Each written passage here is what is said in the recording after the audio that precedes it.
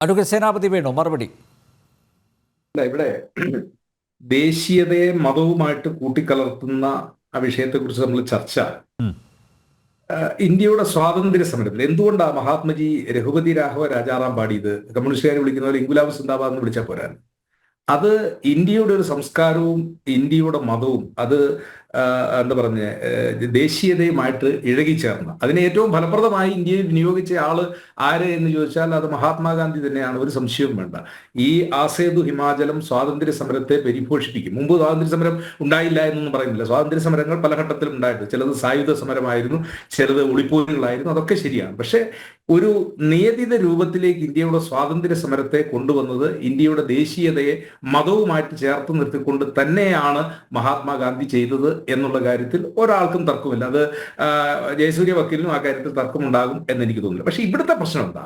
ഇവിടെ ഇപ്പോ ദേശീയതയെ വല്ലാത്ത രീതിയിൽ മതവുമായിട്ട് അങ്ങ് കൂട്ടിക്കലർത്തുന്ന ഒരു സ്ഥിതിവിശേഷത്തിലേക്ക് അദ്ദേഹം പറഞ്ഞ ചില കാര്യങ്ങളോടൊക്കെ യോജിക്കുമ്പോഴും ചില കാര്യങ്ങളോടും വല്ലാതെ ഞാൻ വിയോജിക്കുന്നു. കാരണം ഏതാണ്ട് 6 നൂറ്റാണ്ട് കാലം ഇന്ത്യ ഭരിച്ച മുഗൾ സാമ്രാജ്യം, അത് whether they are right or wrong, അവർ അധിനിവേശക്കാരാണോ ഇൻവേഡേഴ്സ് ആണോ അതൊക്കെ പിന്നീടുള്ള കാര്യം. പക്ഷേ അവര് വളരെ ദീർഘകാലം ഇന്ത്യയുടെ ഭരണം നടത്തിയ ഭരണാധികാരികൾ, ആ ഭരണാധികാരികളുടെ നിർമ്മിതികൾ ഇപ്പൊ അദ്ദേഹം പറഞ്ഞല്ലോ, എന്താ പറഞ്ഞ തിരുവനന്തപുരത്തെ ട്രിവാൻഡ്രത്തെ തിരുവനന്തപുരവും കൊയിലോണിനെ കൊല്ലവും ഒക്കെ ആക്കി. പക്ഷെ ഇപ്പോഴും പാർലമെന്റും പ്രസിഡന്റും പ്രൈം മിനിസ്റ്ററും ഒക്കെ ഇപ്പോഴും നമ്മുടെ മുമ്പിൽ നിൽക്കുകയാണ്. മാറ്റാൻ പറ്റാത്ത ചിലതുണ്ട്. മുഗൾ ഗാർഡന്റെ പേര് നമുക്ക് മാറ്റാൻ പറ്റുമോ?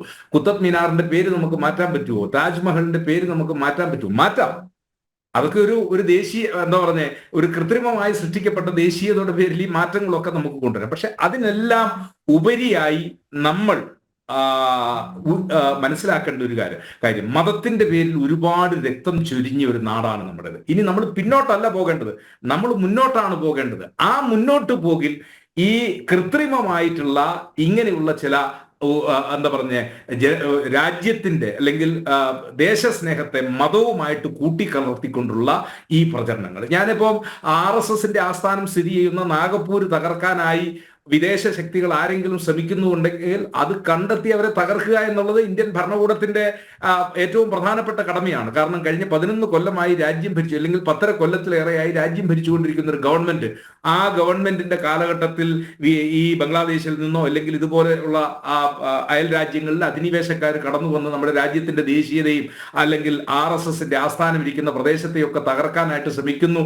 ഇല്ലെങ്കിൽ വിദേശത്തു നിന്നുള്ള ഇപ്പൊ 97 എന്താ പറയുക IP ലിങ്കുകൾ നമ്മൾ കണ്ടെത്തിയിരിക്കുന്നു എന്ന് പറഞ്ഞു. ഇതൊക്കെ കണ്ടെത്തി നശിപ്പിക്കേണ്ടത് അത് വളരെ അത്യന്താപേക്ഷിതമായ ഒരു കാര്യം. പക്ഷെ അപ്പോഴും എൻ്റെ ഒരു ചോദ്യം, ഞാൻ ആദ്യം പറഞ്ഞ പോലെ നമ്മുടെ ഈ 3 പാനലിസ്റ്റുകളും വളരെ സമാധാനകാംക്ഷികളാണ്. ഞാൻ RV ബാബുവിനെ പോലെ ആരെങ്കിലും, RV ബാബു എന്ന വ്യക്തിയല്ല ഞാൻ പറഞ്ഞത്, കാരണം അദ്ദേഹം വളരെ എന്താ പറഞ്ഞ ഈ കാര്യങ്ങളിലൊക്കെ കുറച്ചുകൂടെ മതപരമായ കാര്യങ്ങൾ കുറച്ചുകൂടെ തീക്ഷ്ണമായിട്ട് സംസാരിക്കുന്ന ആളുകൾ, വളരെ ശാന്തമായിട്ടാണ് 3 ആളുകളും പറഞ്ഞത്. അപ്പൊ എൻ്റെ വിനീതമായ ഒരു ചോദ്യം, ഒരു 6 നൂറ്റാണ്ട് കാലത്തെ ഇന്ത്യയുടെ ചരിത്രത്തെ നിയന്ത്രിച്ചവർ, തെറ്റോ ശരിയോ ആകട്ടെ, അവരുടെ ചരിത്രം, ആ ചരിത്രത്തെ സത്യസന്ധമായി അനാവരണം ചെയ്യപ്പെടട്ടെ എന്ന് വിചാരിച്ച് അവരുടെ ടോംബ് അതല്ലെങ്കിൽ ബലികുടീരം നമ്മുടെ രാജ്യത്ത് വേണ്ട, അതൊക്കെ അറബിക്കടലിലേക്ക് നമ്മൾ വലിച്ചെറിയണം അല്ലെങ്കിൽ മാറ്റണം എന്നൊക്കെ പറഞ്ഞു കഴിഞ്ഞാൽ അത് ആധുനിക കാലഘട്ടത്തിൽ ഇന്ത്യയെ മുന്നോട്ട് നയിക്കുന്നതാണോ അതോ ഇന്ത്യയെ പിന്നോട്ട് നയിക്കുന്നതാണോ? ഞാൻ പറയുന്നു നാഗപ്പൂരിലെ കലാപത്തിന്റെ ഒരു അടിസ്ഥാന കാരണം നാഗപ്പൂരിനെ കുറിച്ച് ഇവിടെ എല്ലാവരും സൂചിപ്പിച്ചാണ്. നാഗപ്പൂരിന്റെ ഒരു പ്രത്യേകത, കോൺഗ്രസിന് വലിയ ഭൂരിപക്ഷം RSSന്റെ ആസ്ഥാനം ഇരിക്കുന്നുവെങ്കിലും വർഷങ്ങളായി, ഈ കഴിഞ്ഞ ടൈമിൽ, ഈ ടൈമിൽ ഉണ്ടോന്ന് എനിക്കറിയില്ല, പോലും അവിടുത്തെ നാഗപ്പൂർ ഈ നഗരസഭ കോർപ്പറേഷൻ കോൺഗ്രസിന്റെ ഭരണത്തിലായിരുന്നു. ഞങ്ങളുടെ നാനാ പട്ടാളെ എന്ന് പറയുന്ന PCCയുടെ അധ്യക്ഷൻ അവിടെ നിന്നാണ്. അപ്പോ പല തെരഞ്ഞെടുപ്പുകൾ അതിനോട് ചേർന്നുള്ള വിദർഭ പ്രദേശങ്ങൾ, അവിടെ ശരത് പവാറിന്റെ പാർട്ടി ആണെങ്കിലും കോൺഗ്രസ് ആണ്. ഞങ്ങൾക്കും BJP ഇവരെയൊക്കെ കയറൂരി വിട്ടിരിക്കുന്നത് ഇപ്പോഴാണ്. ഞാൻ പറഞ്ഞത് അപ്പോ അങ്ങനെ വിവിധങ്ങളായ രാഷ്ട്രീയ പാർട്ടികൾക്കും ഒക്കെ ശക്തിയുള്ള ഒരു സ്ഥലം, മുമ്പ് നടന്ന കലാപങ്ങളിൽ നിന്നൊക്കെ വ്യത്യാസമായി, പ്രത്യേകിച്ച് സ്വാതന്ത്ര്യത്തിന് ശേഷം വളരെ സമാധാനപരമായി കൃഷിക്കാരും ഇടത്തരക്കാരും ഒക്കെ തിങ്ങിപ്പാർക്കുന്ന ഒരു പ്രദേശത്ത് ഇനി ഇങ്ങനെ ഒരു ഉദ്ദേശത്തിൽ അവിടെ കലാപം സൃഷ്ടിക്കപ്പെട്ടിട്ടുണ്ടോ എന്ന് എനിക്കോ നമ്പ്യാർക്കോ ജയസൂര്യക്കോ മോഹൻ വർഗീസ് സാറിനോ ഇപ്പൊ പറയാൻ പറ്റത്തില്ല. അത് പറയാൻ കഴിയുന്ന ആരാ? അന്വേഷണ ഏജൻസികളാണ്. പ്രത്യേകിച്ച് ദേവേന്ദ്ര ഫട്നാവിസിനെ പോലൊരു മുഖ്യമന്ത്രിയും അദ്ദേഹം ഭരിക്കുന്ന ഒരു നാട്ടിൽ, അദ്ദേഹത്തിന്റെ പാർട്ടി ഭരിക്കുന്ന ഒരു നാട്ടിൽ, പ്രത്യേകിച്ച് കേന്ദ്രമന്ത്രി ഗഡ്കരിയെ പോലുള്ള ആള് പ്രതിനിധാനം ചെയ്യുന്ന ഒരു പാർലമെന്റ് മണ്ഡലത്തിൽ ബംഗ്ലാദേശിൽ നിന്നുള്ള ആളുകളുടെ പ്രേരണയാൽ കലാപം ഉണ്ടാകുന്നു എന്ന് പറഞ്ഞാൽ അത് നിശ്ചയമായും അതിന്റെ വേരുകൾ കണ്ടെത്തി അത് നശിപ്പിക്കേണ്ടത് നമ്മുടെ രാജ്യത്തിന്റെ തന്നെ നിലനിൽപ്പിന് ആവശ്യമാണ്. മറിച്ച് ഞാൻ ചോദിച്ച ഒരു ചോദ്യം ഇപ്പോഴും പ്രസക്തമായി നിൽക്കുകയാണ്. ഇനിയും എന്താ പറഞ്ഞ ഔറംഗസീബിന്റെ ശവകുടീരത്തെ ചൂണ്ടിക്കാണിച്ചുകൊണ്ടോ അതല്ല എങ്കിൽ മുഗൾ സാമ്രാജ്യത്തിന്റെ ആക്രമണത്തെയോ അധിനിവേശത്തെയോ ചൂണ്ടിക്കാണിച്ചുകൊണ്ട് കലാപത്തിലേക്ക് പോകേണ്ട, അക്രമത്തിലേക്ക് പോകേണ്ട ഒരു നാടാണോ നമ്മുടെ നാട്? നമുക്ക് എന്താ പറഞ്ഞ ലോകത്തെ മൂന്നാമത്തെ ഇക്കോണമിയും 5 ട്രില്യണിലോ അല്ലെങ്കിൽ അതിനപ്പുറത്തേക്കോ പോകേണ്ട ഒരു ഘട്ടത്തിൽ ഞാൻ ഒരു കാര്യം കൂടി സൂചിപ്പിക്കാം. 62 യുദ്ധത്തെക്കുറിച്ച് പഠനം നടത്തിയ ഒരു ചരിത്ര ഗവേഷകൻ പറഞ്ഞ ഒരു കാര്യമുണ്ട്. അതൊരു പക്ഷേ മോഹൻ വർഗീസ് സാറിന് എന്നെക്കാൾ കൂടുതൽ അറിയാം. അന്ന് നമ്മൾ ചൈനയുമായിട്ട് വലിയ കാര്യമായി അതിർത്തി തർക്കമൊന്നുമില്ല. കാരണം ചൈനയും നമ്മളും തമ്മിൽ അതിർത്തി തർക്കം വരേണ്ട ഒരു കാര്യമില്ല. ഹിമാലയം അവിടെ നിൽക്കുക. എന്തിനാ ചൈന നമ്മളെ അധിനിവേശം ഉണ്ടാക്കിയത്? 1, 2, 3 പഞ്ചവത്സര പദ്ധതികളിലൂടെ ഇന്ത്യക്കുണ്ടായ ഒരു വളർച്ച, സോഷ്യലിസം നടപ്പാക്കിയ, കമ്മ്യൂണിസം നടപ്പാക്കിയ ചൈനക്കാരന് സ്വപ്നം കാണാവുന്നതിൽ അപ്പുറത്തേക്കുള്ള ഒരു വികസനമാണ് ഇന്ത്യക്കുണ്ടായത്. അത് മുന്നോട്ട് പോയാൽ ചൈനയിലെ കമ്മ്യൂണിസം ചിലപ്പോൾ ജനങ്ങൾ തിരസ്കരിക്കപ്പെടുമോ എന്നുള്ളത് പോലും അവർ ഭയപ്പെട്ടു. അതുകൊണ്ട് തന്നെയാണ് അന്ന് ചൗവൻലായിയും അതുപോലെ തന്നെ മാവോ സേതുങ്ങും ഒക്കെ ചേർന്ന് ഇന്ത്യയെ വെറുതെ ആക്രമിക്കുക. അല്ലാതെ അവിടെ കാര്യമായ ഒരു അതിർത്തി പ്രദേശ തർക്കമോ ഇതൊന്നുമില്ല. ഈ രാജ്യത്തിന്റെ അന്നത്തെ വളർച്ചയെ കണ്ട് അസൂയ പൂണ്ടവരാണ് അന്ന് ഈ രാജ്യത്തെ തകർക്കാനുള്ള ഏറ്റവും നല്ല നടപടി ഇന്ത്യയെ യുദ്ധത്തിലേക്ക് വലിച്ചിഴക്കുക എന്നുള്ളത്. നമ്മുടെ പഞ്ചവത്സര പദ്ധതികളും ഒക്കെ തകിടം മറിഞ്ഞ് ഇന്ത്യയുടെ വികസനം പോലും വർഷങ്ങളോളം മുരടിക്കുന്ന ഒരു സ്ഥിതിവിശേഷം ഉണ്ടായി. അപ്പോ എല്ലാ കാലഘട്ടത്തിലും ലോകത്തിന്റെ ചരിത്രം നമ്മൾ പരിശോധിച്ചാൽ വികസിത രാഷ്ട്രങ്ങളിൽ ഈ രീതിയിൽ കലാപങ്ങൾ സൃഷ്ടിച്ചുകൊണ്ട് രാജ്യത്തിന്റെ വികസനത്തെ തടസ്സപ്പെടുത്തുന്ന നീക്കങ്ങൾ പല ഘട്ടത്തിലും പല ഭാഗത്തും ഉണ്ടായിട്ടുണ്ട്. അങ്ങനെയുള്ള ഒന്നാണ് എങ്കിൽ നിശ്ചയമായും അതിൽ എക്സ് ആണെങ്കിലും വൈ ആണെങ്കിലും ആരാണെങ്കിലും ഇത് തുറന്ന് കാണിച്ചുകൊണ്ട്, പക്ഷേ അല്ല, അത്തരം ശക്തികൾക്ക് അകത്ത് നിന്ന് തന്നെ പിന്തുണ ലഭിക്കുന്നുണ്ട്. അത്തരം ശക്തികൾ, അതായത് അകത്തുള്ള ശക്തികൾ,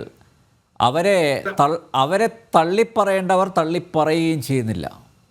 അല്ല, അത് ഏത് കലാപകാരി ആരാണ് തള്ളി പറയാത്തത്? എല്ലാ കലാപകാരികളെയും ആളുകൾ തള്ളി. അല്ല, ഞാൻ ഒറ്റ കാര്യം ചോദിച്ചോട്ടെ, ഈ നാഗ്പൂർ കലാപത്തിന് പിന്നിലുള്ളവരെ കോൺഗ്രസ് തള്ളി പറഞ്ഞോ? ഞാൻ എവിടെയും രാഹുലിന്റെ പ്രസ്താവന ഞാൻ കണ്ടിട്ടില്ല. ഇത് ഇന്നലെയും മിനിഞ്ഞാന്നും അതാണ് പ്രശ്നം. അഡ്വക്കേറ്റ് സേനാപതി വേണു, അതാണ് പ്രശ്നം.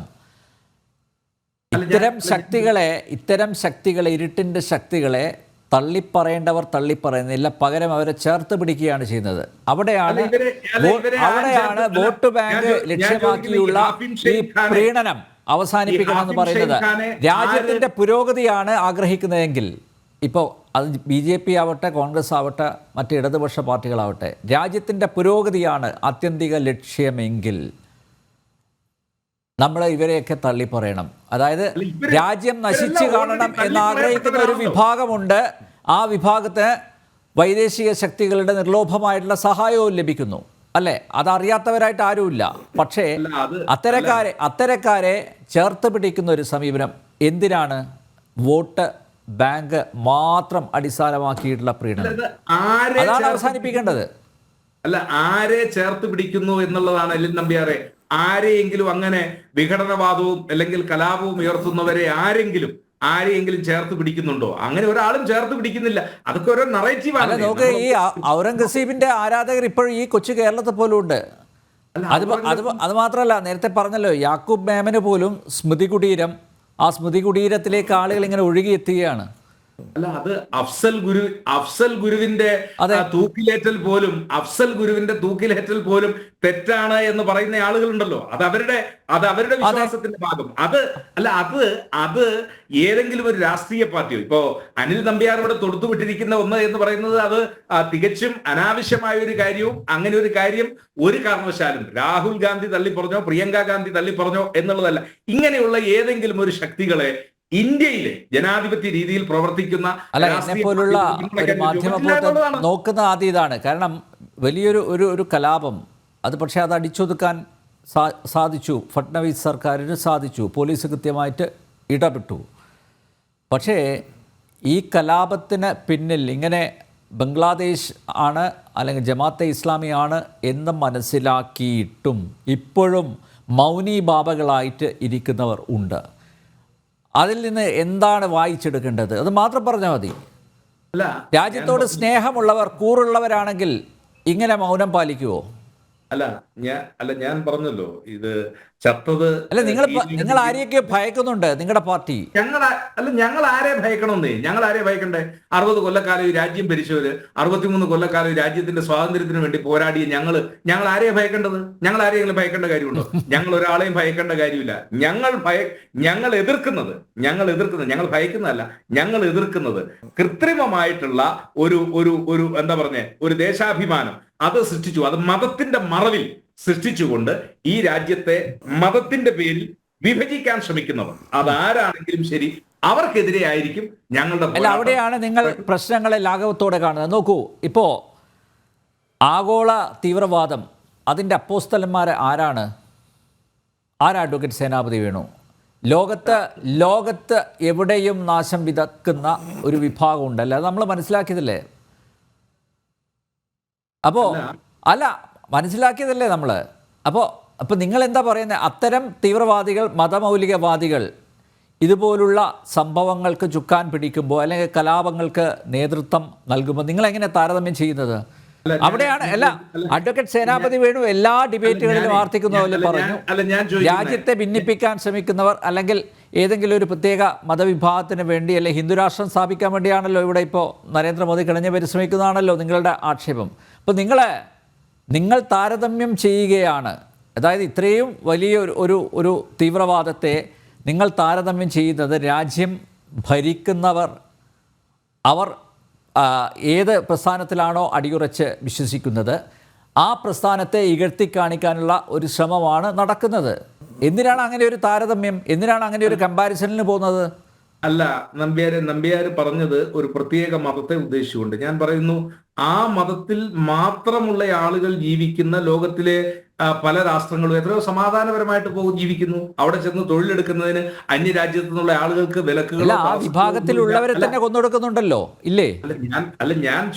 ഞാൻ ചോദിക്കുന്നത്, എവിടെയെങ്കിലും ആരെയെങ്കിലും കൊന്നു എന്നുള്ളത് കൊണ്ട് അതിന്റെ പെട്ടെന്നുള്ള നെഗറ്റീവായിട്ടുള്ള റിയാക്ഷൻ ഇവിടെ വേണമെന്നാണോ നമ്മൾ പറയുന്നത്? പിന്നെ നമ്മൾ എന്തിനാ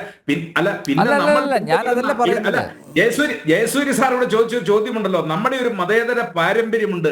ആ പാരമ്പര്യം എന്ന് പറയുന്നത് എല്ലാവരെയും ഉൾക്കൊണ്ട ഒരു ചരിത്രമല്ലേ? അതല്ല അവിടെ എന്തെങ്കിലും സംഭവിച്ചു, ഇവിടെ എന്തെങ്കിലും സംഭവിച്ചു എന്നതുകൊണ്ട് അതിനെ നമ്മൾ റിയാക്ട് ചെയ്യാണോ നമ്മൾ ചെയ്യേണ്ടത്? പക്ഷേ ആത്യന്തികമായി രാജ്യത്തോട് കൂറ് വേണം, രാജ്യത്തോട് സ്നേഹം വേണം.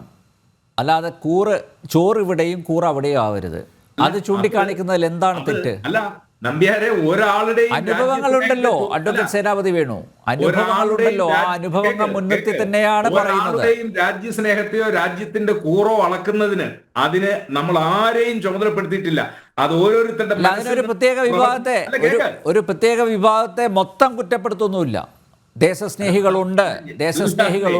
പക്ഷേ ഞാൻ ചോദിക്കുന്നേ, ഇതൊക്കെ നമുക്കിഷ്ടമില്ലാത്തവരെ നമ്മൾ ചില ബാരോമീറ്ററിൽ വെച്ചുകൊണ്ട് അളക്കുന്നു. നമുക്കിഷ്ടമില്ലാത്തവരെ ഒരിക്കലല്ല. അത് സേനാപതി വേണുവിന്റെ കാഴ്ചപ്പാടിന്റെ പ്രശ്നമാണ്. ഞാൻ ഈ രാജ്യത്തെ സ്നേഹിക്കുന്നത് കൊണ്ട്, ഈ രാജ്യത്ത് ശാശ്വതമായ സമാധാനം ഉണ്ടാവണം എന്ന് ആഗ്രഹിക്കുന്നതുകൊണ്ട് ആ സമാധാനത്തിന് വിഘാതം സൃഷ്ടിക്കുന്നവർ ആരാണ് എന്ന് കൃത്യമായിട്ട് മനസ്സിലാക്കിയിട്ടുണ്ട്. അതിനൊരു വിഭാഗത്തെ മുഴുവൻ കടന്നാക്രമിക്കുന്നില്ല. ആ വിഭാഗത്തിലെ ഒരു വളരെ ചുരുക്കം ചില ആളുകൾ നേതൃത്വം നൽകുന്നു. അവരെയാണ് നമ്മൾ മത തീവ്രവാദികൾ എന്ന് പറയുന്നത്, അല്ലേ? അത്തരം മത തീവ്രവാദികൾക്ക് നേരെ വിരൽ ചൂണ്ടുമ്പോൾ നിങ്ങളുടെ താരതമ്യം വരുന്നു. എന്തിനാണ് അങ്ങനെ ഒരു താരതമ്യത്തിന് പോകുന്നത് എന്നാണ് ഞാൻ ചോദിക്കുന്നത്. അത്രയേ ഉള്ളൂ, അതിനപ്പുറത്തേക്കൊന്നുമില്ല. അപ്പോൾ ആരാണ് കലാപം അഴിച്ചു വിടുന്നവർ? അപ്പം അതുകൊണ്ട് തന്നെയല്ലേ ഈ വിഷയത്തിലും കോൺഗ്രസ് മൗനം പാലിക്കുന്നത്? അതുകൊണ്ട് തന്നെയല്ലേ നിങ്ങൾ എന്താ നാഗ്പൂർ കലാപത്തിന് നേതൃത്വം നൽകിയത്? ഇപ്പോൾ അഡ്വക്കേറ്റ് സേനാപതി വേണു പറഞ്ഞു, MDP എന്ന് പറയുന്നൊരു ചെറിയ പാർട്ടിയാണ്, നമ്മൾ ആരും കേട്ടിട്ടില്ല. മോഹൻ വർഗീസ് സാർ പോലും കേട്ടിട്ടില്ല. അദ്ദേഹം ഒരു പൊളിറ്റിക്കൽ സയൻറ്റിസ്റ്റാണ്, കേട്ടിട്ടില്ല. എന്തുകൊണ്ട് ഈ MDP ചെയ്തത് പോലും നിങ്ങൾ എന്തുകൊണ്ട് അപലപിക്കുന്നില്ല? എന്തിനാണ് നിങ്ങൾ പേടിക്കുന്നത്? ഈ ഒരു ഈർക്കൽ പാർട്ടിയെ പോലും പേടിക്കുന്നു കോൺഗ്രസ്. ഇതാര് അപലപിച്ചില്ല അല്ലെങ്കിൽ ആര് അപലപിച്ചു എന്നുള്ളതല്ലല്ലോ ഇവിടുത്തെ ഒരു വിഷയം. ഇവിടെ 1000 ആളുകൾ അതാണ് ഇറങ്ങി വിഷയം, കഴിഞ്ഞ് അഡ്വക്കേറ്റ് സേനാപതി വേണു. കേൾക്കൂ. ഈ 1000 ആളുകൾ ഇറങ്ങി 1000 ആളുകൾ ഇറങ്ങി ഇല്ലെങ്കിൽ 500 പേര്, ആദ്യം വന്നത് 40 പേരെന്നാണ്, പിന്നെ 60 എന്ന് കേട്ടു, പിന്നെ അതിനുശേഷം 100 ആളുകൾ ഇയാള്. അപ്പം 500 ആളുകളെ സംഘടിപ്പിക്കാനൊക്കെ ശേഷിയുള്ളവര് നമ്മുടെ നാട്ടിൽ ഇഷ്ടം പോലെ പേരുണ്ട്. അവരിറങ്ങി ഇപ്പൊ ആയുധവുമായിട്ട് ഒരിടത്ത് കലാപം തുടങ്ങുകയാണെങ്കിൽ അത് ഭരണകൂടം അടിച്ചമർത്തണം, പോലീസ് അടിച്ചമർത്തണം. അത് പോലീസ് അടിച്ചമർത്തണം. അടിച്ചമർത്തിയതിനു ശേഷം ഇതിന്റെ പിന്നിൽ ആരെങ്കിലും ഉണ്ടോ എന്നുള്ള കാര്യം പോലീസ് കണ്ടെത്തണം. അത് എന്തായാലും വരും ദിവസങ്ങൾ എന്തായാലും NIA അന്വേഷിക്കും. തീർച്ചയായിട്ടും കണ്ടെത്തണമല്ലോ. ബംഗ്ലാദേശിന്റെ പിന്തുണ ലഭിച്ചു, ഈ MDP എന്ന് പറയുന്ന ഈ ഇർക്കിൽ പാർട്ടിക്ക് പിന്തുണ ലഭിച്ചു എന്ന് പറയുന്നത് ചെറിയൊരു കാര്യമായിട്ട് എടുക്കില്ല ഇവിടുത്തെ ദേശീയ അന്വേഷണ ഏജൻസികൾ. എന്തായാലും സമഗ്രമായിട്ടുള്ള സജീവമായിട്ടുള്ള അന്വേഷണം ഉണ്ടാവും. ഒരു സംശയം വേണ്ട അക്കാര്യത്തിൽ. ഇതിന് MDPയുടേതല്ലാതെ നമ്മുടെ രാജ്യത്തിനകത്ത് നിന്ന് മറ്റാരുടെയൊക്കെ സപ്പോർട്ട് കിട്ടി എന്നുകൂടി അന്വേഷണ വിധേയമാക്കണം.